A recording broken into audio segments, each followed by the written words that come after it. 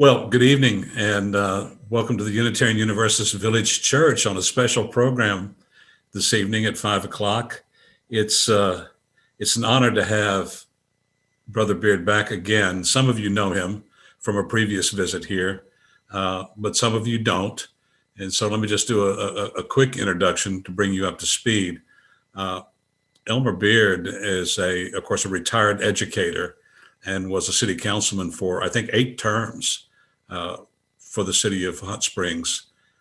He's also been, of course, president of the NAACP for many years, but he stepped down from that now, as he said, to let some younger blood take over.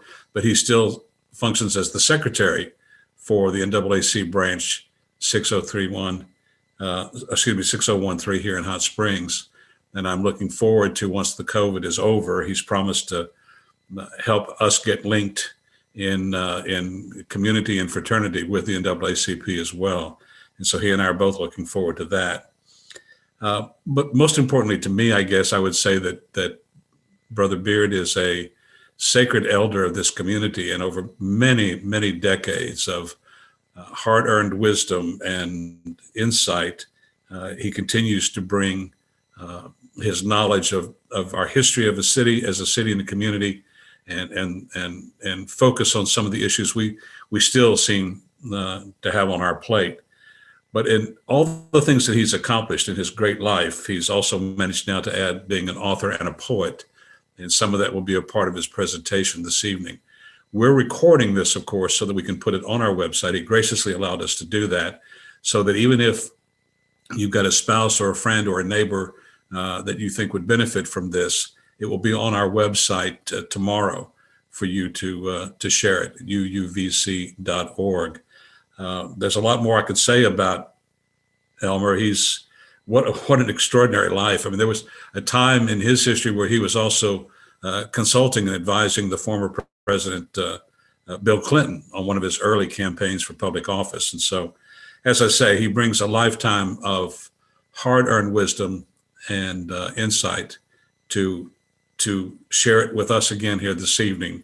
So without any additional, and also he's going to be interviewed again next week for the Sentinel Record. And if you missed it, I think Kim was showing up his front page interview this past week.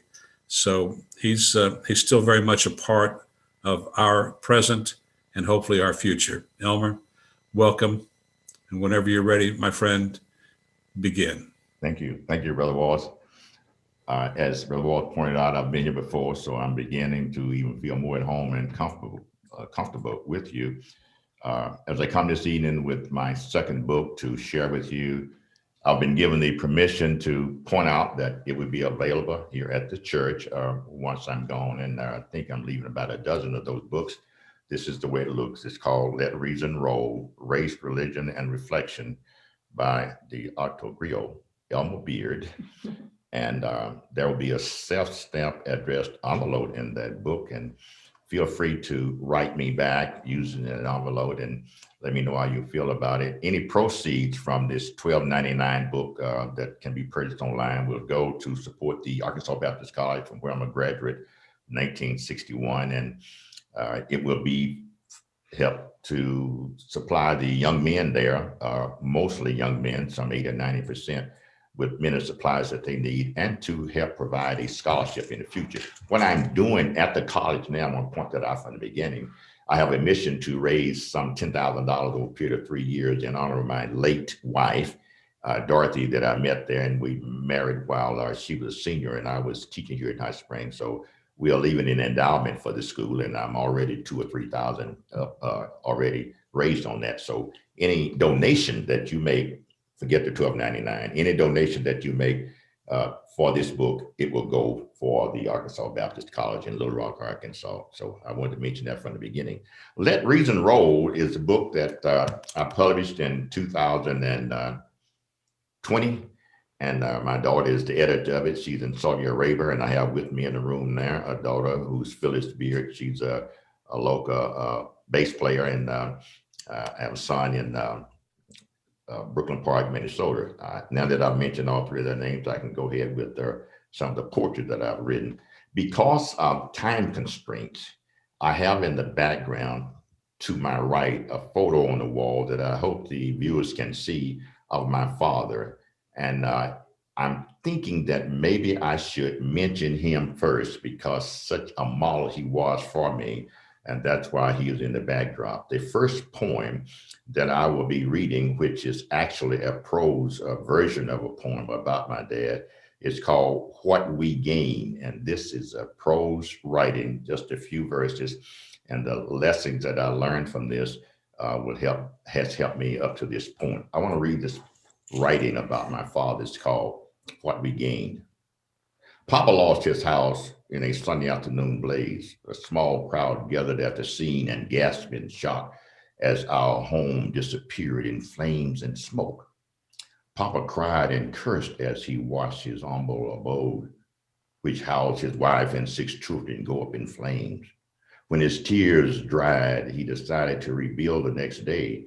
He held on to God's unchanging hands, and his neighbors also lent their hands. The following Saturday night, he moved his family back into his newly built house. It only cost him the price of the nails. He gained the respect of his Pleasant Hill community in Chittister, Arkansas. This was during the Depression. My father related that story to me, and although it's not in verse as such, where it rhymes like most of my poetry rhyme, but I wanted to share that story with you to connect the story of my father because the picture on the wall. Now, in making my presentation about Let Reason Roll, I want to point out that the truck that you see and where I'm seated has been in our family for 50 years. It's now in Brooklyn Park, New York with my son. He's rebuilding it. It's a 1964 Ford truck. We purchased it in 1970, and it has been in the family for 3 generations. It is emblematic of moving, making progress, rolling, and that's what I would like to do throughout my presentation here. Roll right on, so at the end of my presentation, you will feel deeply involved in what I've had to say and hopefully have some questions about what I've said. One of the themes in my book of portraits called Theme of Rhyme, and I'm going to read a poem in which reflects rhyming. The poem is called When We Get Over There. You will notice that in my book, many of the poems are religious. I would read a poem entitled that has the title of Theme of Rhyme, and the title of the poem, the theme is Theme of Rhyme, and the title of the poem is When We Get Over There. I'll read it at this time. A perfect day will ever last. Our birth, life, and death will all be in the dark past when we get over there. In heavenly mansions above, every day will be Sunday. We will love and be loved when we get over there. The time of thoughtless sins, none of this will be anymore. Every soul will be like kin when we get over there. The good shepherd knows our name. We'll be called a child of the king, and everyone will be the same when we get over there. In that morning bright and fair where dying will be no more, there will be an abundant joy to share when we get over there. Now, these poems come to me through the muse. The muse is the source from where I get the strength and the hope and connection to a power that exists in me, and everyone has a power in him or her, a feeling, an attitude, concentrated thought on the matter. So when I think about how different we are today, and yet we are more alike than we sometimes realize, there's going to be a day when those are saved will all be together. And I came up with this poem called When We Get Over There, and it's listed under the theme of Rhyme in my book. I enjoyed putting that part together, and I can go on and on and on with poems from that particular theme. One of the other poems that I like to share, and it's also religious, it's called Keep in Prayer. And I've shared this poem with others with whom I worked when I was teaching school. And one young lady, I think maybe she was feeling like she and her husband were not having the type of relationship that she thought they should have had. And she wrote me back and had me to know that she has received some conversion for this poem, and maybe you can see the reason for it. I know the details of a particular situation because it's written under the theme of Minister of Prose. Title of it is Keep in Prayer. If your life is going 100 miles per hour, keep in prayer. If your life is stuck in neutral, keep in prayer. If your children make you proud, keep in prayer. If your child goes astray, keep in prayer. If you are in a happy marriage, keep in prayer. If your marriage feels like a mistake, keep in prayer. If everything seems perfect, keep in prayer. If nothing goes your way, keep in prayer. When it's hard to pray, keep in prayer. There's a great message there, and I enjoyed putting that together.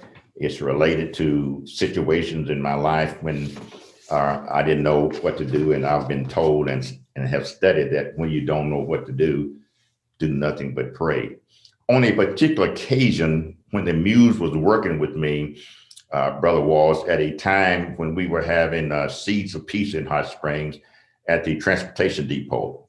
Some of you may be familiar with that. That's every September since 2001, after 9/11, a group of us known as Regard, recognizing everyone's gift, respect, and diversity. I was sitting at my table with my books available. The first book that I wrote, The Challenges, a book about 63 African Americans who filed for public office in Hot Springs over a period of 56 years. Those who filed, those who ran, and those who were appointed. The history of African American participation in the political system is all in that book. It's also available. But as I sat there one Saturday morning with Seeds of Peace, I heard a drum beat. I saw people really and actually integrated. They were sharing their music, they were sharing their pets that they brought out, they were sharing their stories, they were sharing their arts. They just simply seemed to be integrated on that beautiful Saturday morning. So I was touched by the music and to write this poem. It's called Seeds of Peace. It goes like this. It's under the theme, Professor of Verse. A perfect breeze, a constant drum beat with rhythm in unison, peace will bountifully reap. Deeply rooted in earth, seeds must be planted, relish the festival of life, peace forever granted. Whack weeds of hate, prune vines of strife, sow grace and mercy. Peace ushers in new life, nourish society's soil, fertilize it with love, cultivate it with action. Peace will soar like a dove. I'm just sitting there, this come to me. Now, it wasn't this smooth. When I left the table, I had to smoothen it up. My daughter, who is an expert in the field of proofreading, also shared with me and made me be aware of some roughnesses that I have. But my roughness is accepted in the sight of our Lord and Savior Jesus Christ, and I welcome her to smooth it up, and she did that. But that poem came to me just sitting there. I like to write poems about how I feel about a particular setting, a situation. And once I was in church, I'm 16 or 17 years old, and this is 1955, Brother Watson. You've heard me tell this story in poetry. I heard a story about a young man from my community, LA, Lower Arkansas. We like to chat about that, who had been off to Arkansas Baptist College, school that I went to years later. And he had learned how to speak very clearly and distinctively. And his usage and his perfection came in his recitation of the 23rd number of Psalms of David. And he recited it when he came back to the country church, because it was expected that he was to make a very clear statement about where he had been and what he had learned. But there was an old lady who sat and listened to him. I gave him the name of Paul when I wrote about this story some 60 years later. I gave him the name of Paul, and I gave her the name of Aunt Mary. She had been born a slave probably in 1860, and at that time 40 plus the 50 gave her about an age of 90, and I created all of this. Young Paul was called on to speak, and young Paul gave a recitation about the 23rd number of Psalms of David. So he went out, "The Lord is my shepherd, and I shall not want. He maketh me to lie down in green pastures. He restoreth my soul." He went all the way through it, didn't miss a line. And Aunt Mary sat there, having sat in the same seat for decades, a little old lady in her 90s, having gone through what she had gone through in life, just couldn't take it any longer when he sat down. She said, "Listen, son, I want to tell you something about that poetry that you just read. The Lord my shepherd, and I want nothing. You see, he make me lay down with all kind of food around him. He just pours water on my head. He pours oil on my head. He keeps me clean. And I've been through a lot in my life, but I have you to know one thing, boy. I'm going to live with him when I leave this earth. And I'll be there with him until eternity. And that never ended." Now, let me tell you one thing, son.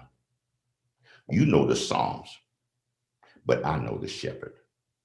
That touched me, and I kept that in my memory and was able to create a poem from it over the years. Now, I know that this can get lengthy, and when poets get started, they sometimes don't realize how much time is passing. For those of you who are listening out there, you may be getting your question ready to share with me, and I'll be ready to answer questions. I wanted to be sure that I went through a variety of my poems with you. And let me end with one that has something to do with the end of our lives, as if all of them are, because all of them are not like that. I'm going to read two, if I may. They come directly from my book. One is called "What the End Will Be." As far as the future as I want it to be, there will be an end. This life will dictate what my future holds. So pass me not. Be prepared and unafraid. I know it's not the day I want to see it for myself. As sure as it began, that's how certain it's going to end. Ready I want to stay. I will go. I shall go to see what the end will be. There's a passage in this poem that came to me when my daughter Phyllis, who is with me, was swimming one day. And Phyllis remembered what her father had told her about drowning. I told her, when you go down one time, be sure you try to get out of the water immediately, because the second time you come up, definitely you should move out or struggle and swim out. But the third time you go down, that's it. So Phyllis went down once, and she came up, remember what her father had told her. The second time she came up, she remembered, according to what she told me as a little girl, that she heard the angels singing, "Pass me not." We laughed about it in family for many years. So she screamed to her mother, who was sitting on the side, and her mother screamed back to her. And I won't give all the imperative sentence that her mother said to her, but she did say swim. And grammatically, that's a complete sentence, but the other word wasn't what I'm sharing with you. Phyllis swam. That's the past tense of the verb swim. She got out safely as she heard the angels singing, "Pass me not, O gentle Savior, do not pass me by." And I had to share that one with you because I thought it was creative on my part, and definitely was a rich experience on her part to remember what her father had told her. One more, and then Phyllis can punish me for having shared that with you. It's called "The End of the Day," and it's about the end of the amount of time that I have for reading these poems. And I'm going to read that one to you now. It's called "Over the Ages, the End of the Day." Over the ages and over the years, through the last, even with some tears, without question there will be an end. And without question, everyone will have a day. With good deeds and perfect intention, these too will cease at the end of the day. Thank you. And if you share, I won't read anymore. I'm ready for some questions from you. Okay, and I am going to mark it so that you can unmute yourselves. And Reverend Walls is going to be watching for raised hands. If you can use the electric or the symbol for a raised hand, go ahead. Otherwise, just raise your hand.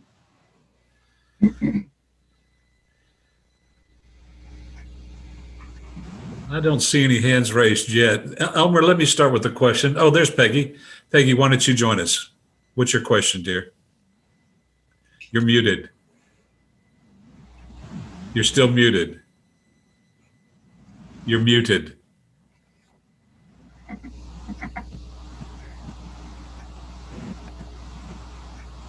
There you go. Okay, sorry about that. Start over. Sorry. Elmer, thank you so much for doing this presentation for us today. I just was so inspired by reading the article about your dad, what you said about your dad in the Sentinel Record. And I want you to, can you tell me, where did he get his strength? I'm sure from his faith, but that he was an extraordinary man, and then he produced, and then you are an amazingly exemplary person. I will be glad to. I'm anxious to answer your question. My father received his faith from his dear mother that he lost when he was 13 years of age, Mother's Day, 1913. And it so happened that my father's mother, my grandmother, was a church clerk. My dad was a church clerk. I became a church clerk. But my grandmother fell to a stroke in church, second Sunday in May 1913. And she later died that night. And she left an impression on my father to be more than she was able to be. And he referred to his mother as being a scholar and a very alert person and gifted. And he wanted to do as well as she had done, although she died at the age of 33. And he committed himself and strove through the years to be what his mother would have been had she lived longer. I took up the same attitude from him. He wanted me to be more than he was, or go further in it in life and in school than he did. I did that. He finished high school, grade 8. I finished college, then the master's degree. My grandfather never owned property, but my great-grandfather did. So my dad thought that my grandfather should have done as much as my great-great-grandfather. That didn't happen. But when it came to the arts, when it came to music, my dad was a music scholar. He was a vocal music teacher. And he wrote a song. I was able to write a couple of books, so I modeled myself after him. And he lost 2 wives and married a third time, and the third wife outlived him. So I lost 2 wives, and my life has been modeled after him, and I'm very proud of him. And I think the reason that I'm so proud of it because I tape recorded him for what I thought was 4 hours, and actually 3 hours and a half, and I have it on tape. And I don't think members of my family has found time in the last 35 years that I had to listen to that tape. It can get old and boring and dry, but because of the history that I have with my dad, I'm able to write stories about him that no one else in my family is able to write.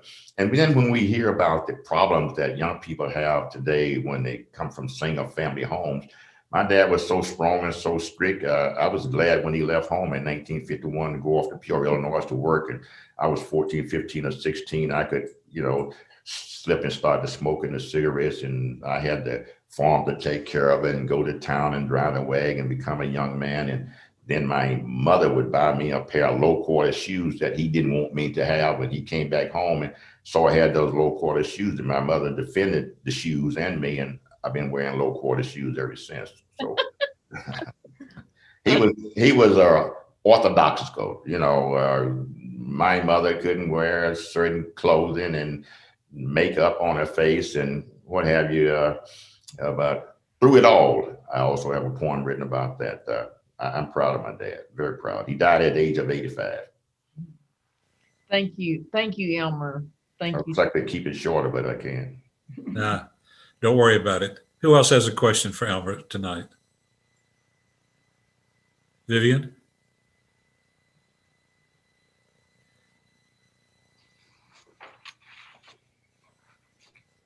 I have many other poems that anybody want to hear. And my poems can get controversial. I am as soft and as conservative tonight as I possibly can. But some of them are not as soft and religious and as heavenly bound like as the others. While someone is waiting, I wanted to read one that I think is kind of funny. Anyway, it's called You People. And this comes from the area of my book of poetry under the term laureate of folklore, and which means that I'm being recognized by other people who write poetry as someone that stands out and not embarrassed or ashamed to take a stand on that which I believe and hold dearly. It's called You People. You may be able to identify with this. You people. Different species of humans, a notable distinct group, not like we are. You people are that. Undesired among us, you people don't fit. Stay in your place or go back home. You people sing, you people dance, you people run, you people jump high. You people want to be us. We don't want to be you people. I enjoy that. I got another one. Someone doesn't have a question. They kind of balance. We've got two questions in the wings here, Vivian and then to Kim Townsend. Vivian, go ahead. I'll be glad to wait. Took me a second to unmute this thing. So many years ago in college, I took a poetry class, and of course we had to write poetry and read poetry, and found out I wasn't very good at writing it, but I love reading poetry. So part of your muse, I guess, as it were, and I may have missed this when you're talking about your book, but do you carry a journal around, and if you get inspired by something and write your poetry, later, or you have to write it down right then? Just curious. The journal is an element of structure. I'm at church or I'm traveling and I find a piece of paper in my pocket, a program for service at church. I would make a note.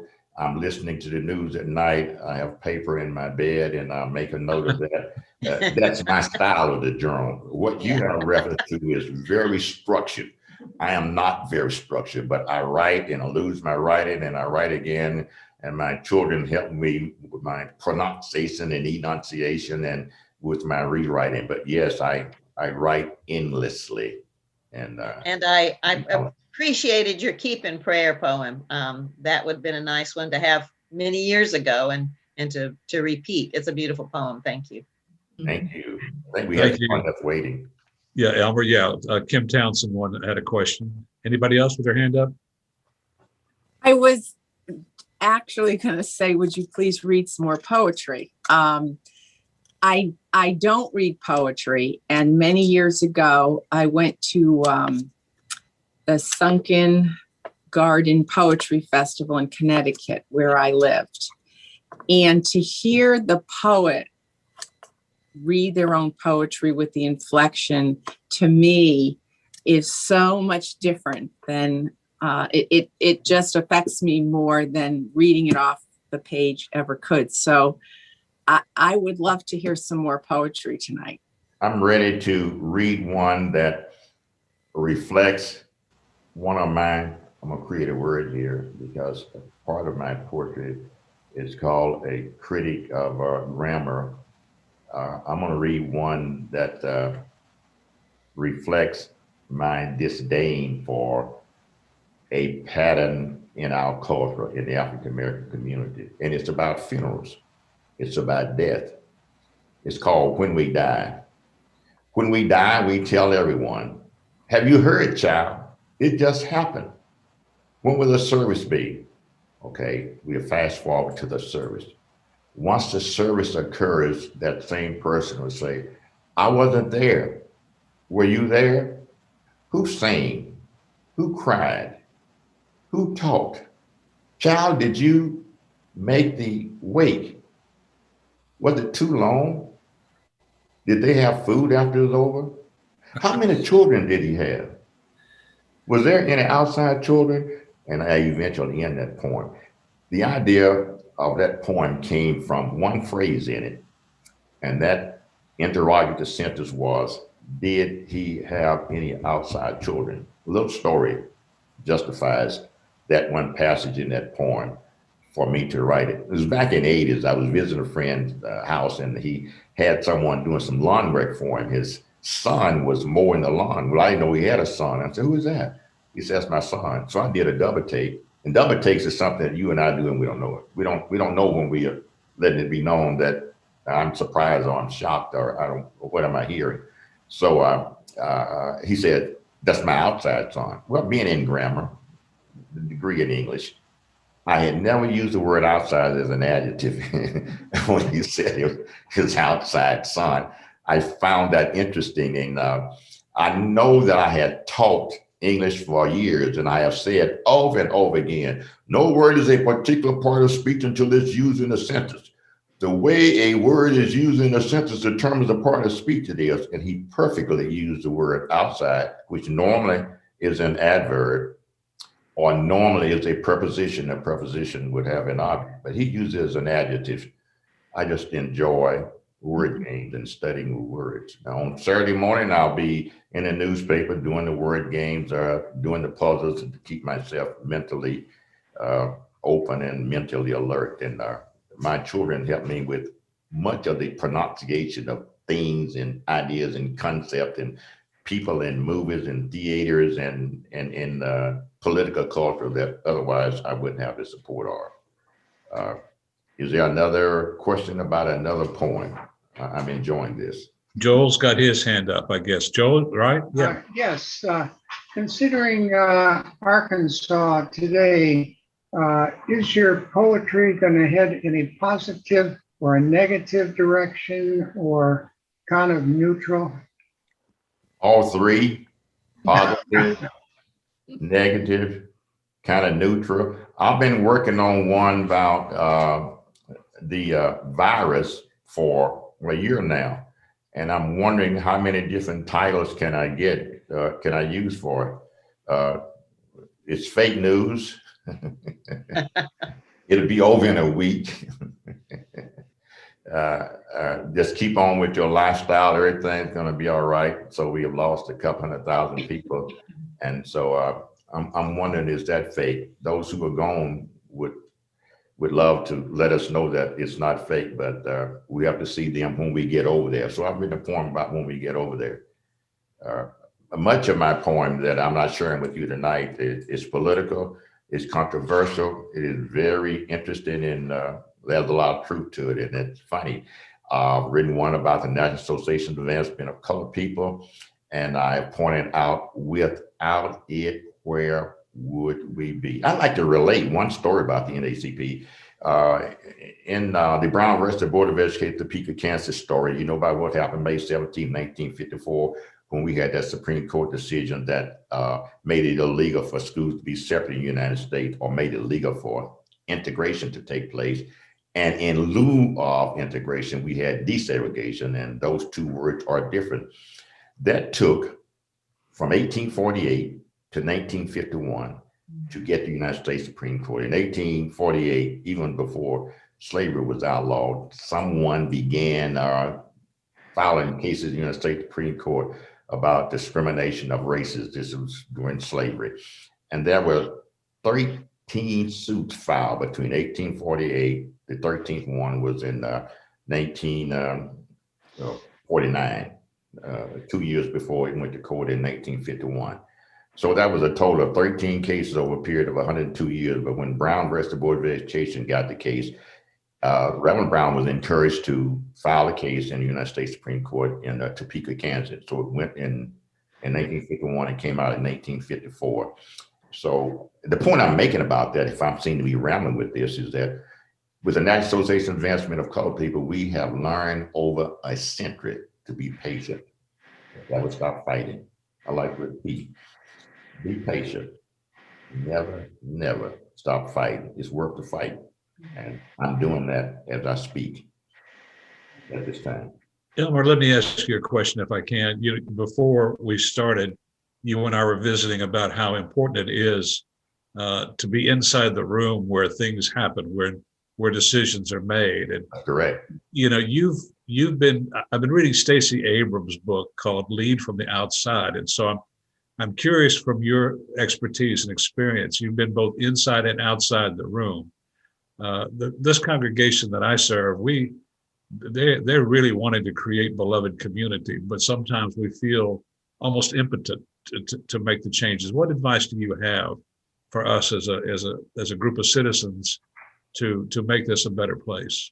Directly, my advice to you would be, take the stand, move forward, request, reach out your hand. You are at this second invited to unite and to combine and to join the National Association for the Advancement of Colored People, Unit 613, secretly founded in Linen Closet in Hot Springs, Arkansas, on Malvern Avenue and Pleasant Street, 1942. We need you. I encourage you to become a part of us. Now, let me digress from that particular request. My daughter, who's with me now, is seeking out information about vacancies that occur on the city board of directors in the city of Hot Springs, and the number of vacancies on those boards, commissions, authorities, and committees are embarrassing.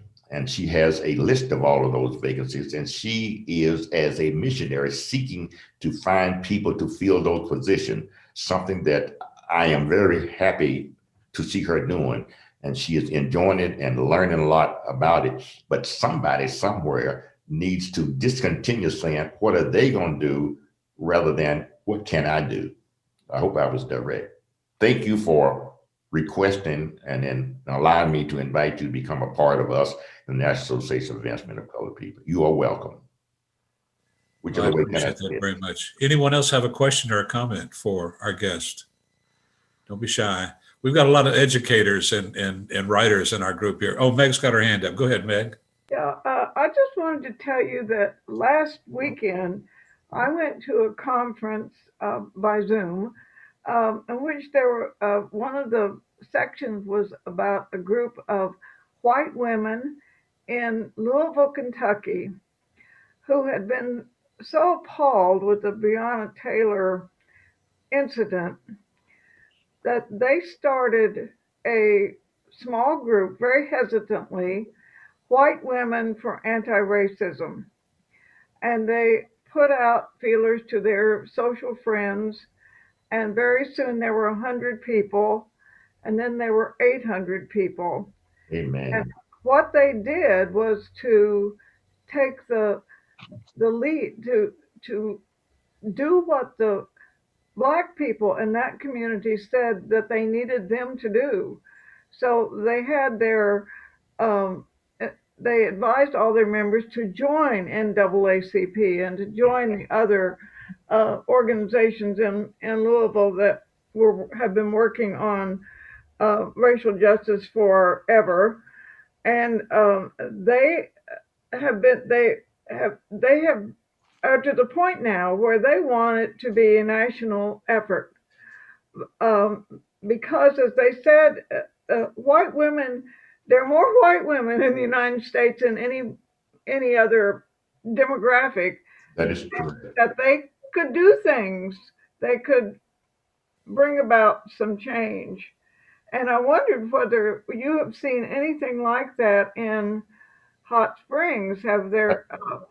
Are there a lot of white people in NAACP? Are there people working to help the cause, I guess I'd say?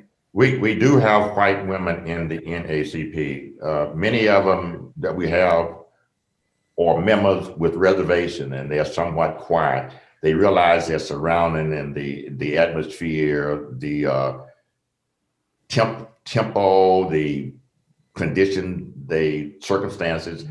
But let me digress from what we really are experiencing in the NAACP with our membership. Originally, when we were founded, there were white men, Jews, and Gentiles, and both parties, Republicans and Democrats, were all in the beginning. We welcome across the political lines and the racial line. And to answer your question about has that gotten to Hot Springs yet? I don't think it has gotten to Arkansas yet.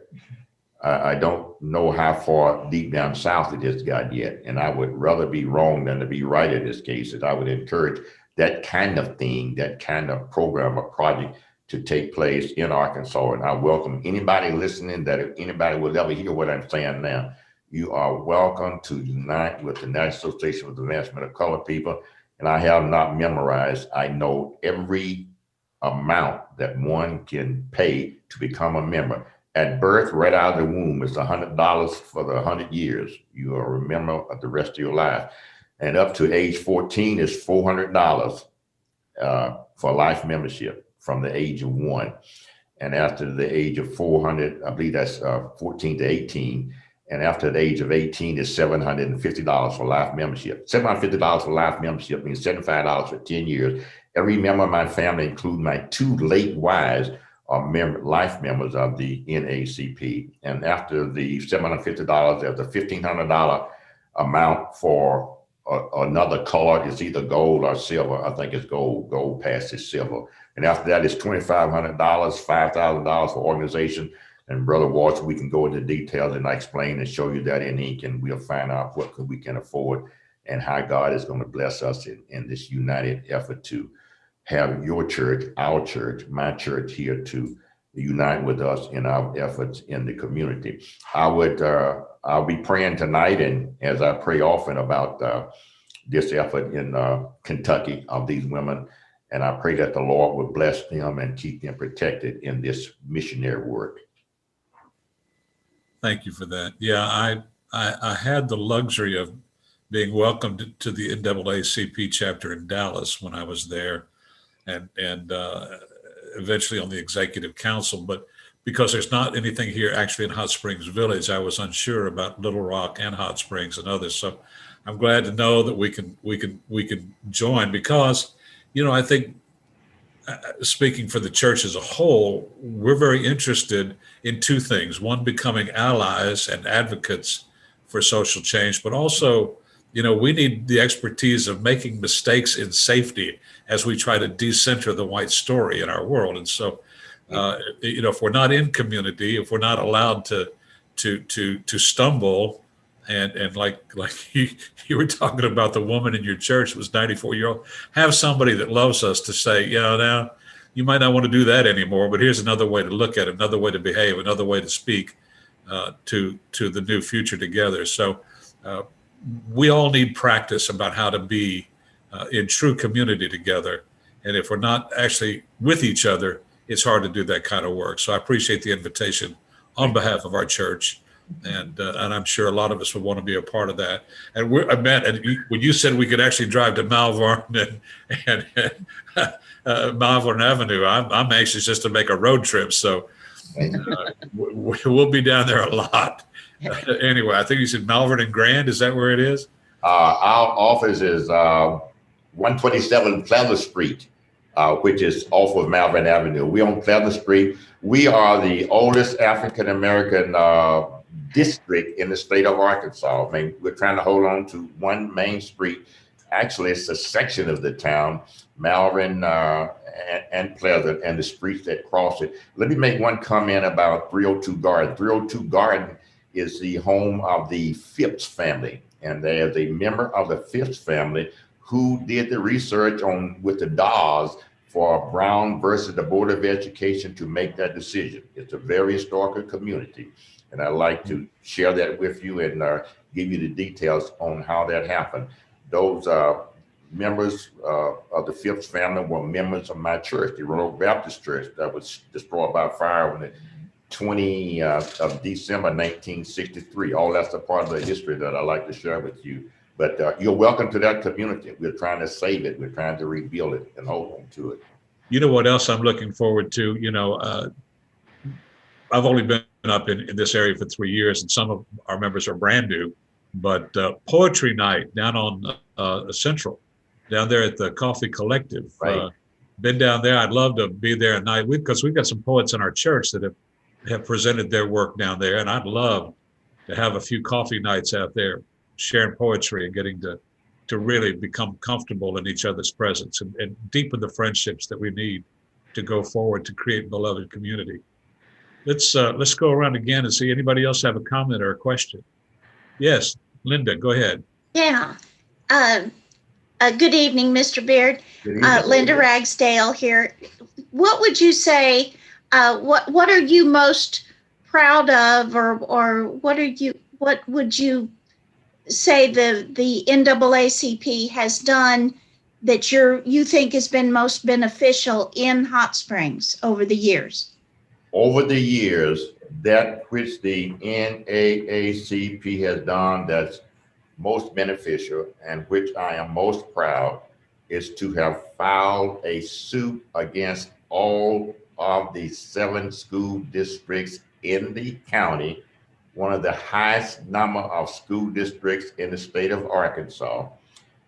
This was filed on the 11th day of August, 1989. The purpose of the suit being filed was to ensure that there would be equity and a special effort toward desegregating and or integrating staff and faculty throughout the Garland County schools.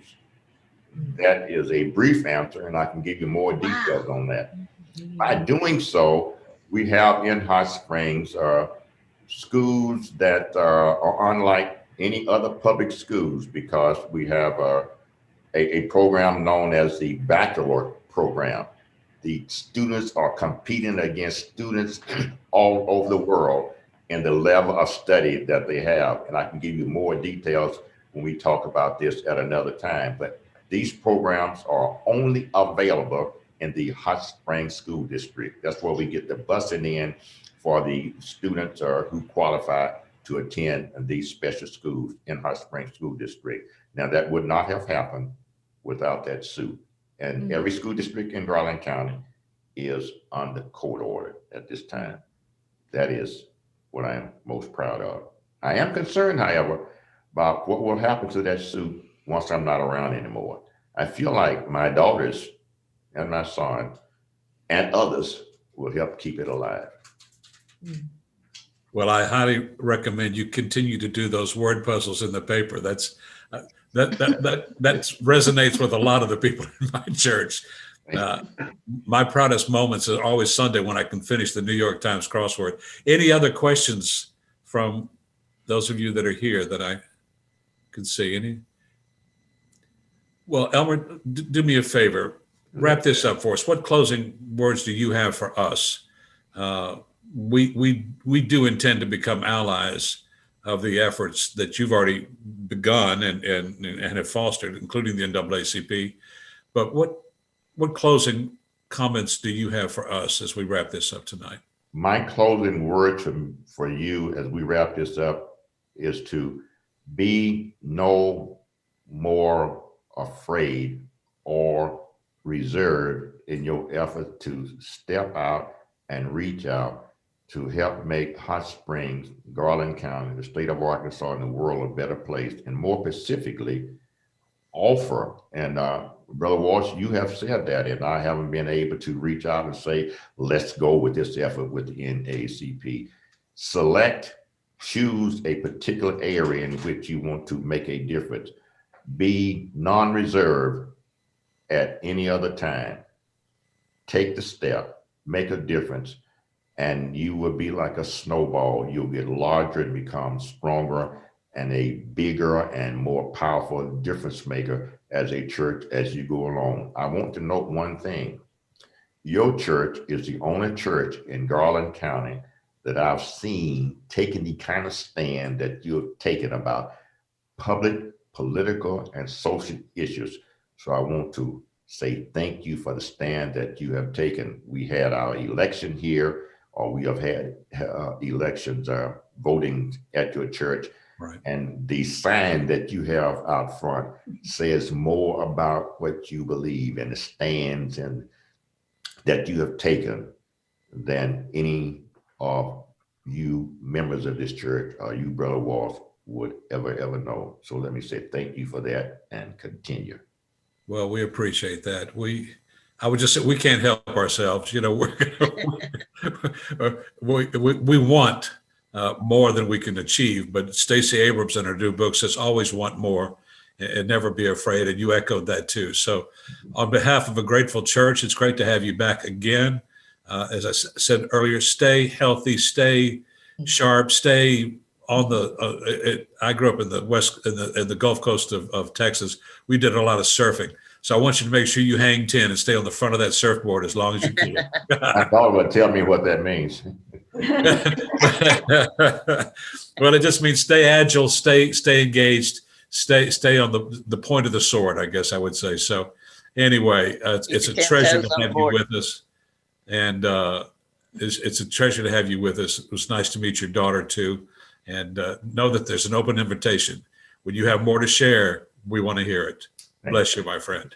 I enjoyed it, and I appreciate you all so very much. And I want to just say real quickly before we go, that these books, we've got 12 copies of Let Reason Roll, his book of poetry.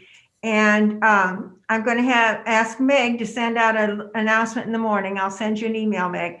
But if you want a copy, you can send me an email, and Mark has volunteered to help deliver them too. But we're both going to go out and deliver these. We'll have the stamped self-addressed envelope in there where you can make your donation and pay the amount of $12.99 or whatever amount you want to pay. Thank you. You know, and so I just wanted you to be aware of that. Thank you so very much. Thank you. Brother Beard, have a safe journey home and come back soon. I'll be glad to come back. Thank you very Thank much. you, brother. Thank you, Peggy. Thank you, Lee. Good night. Good night.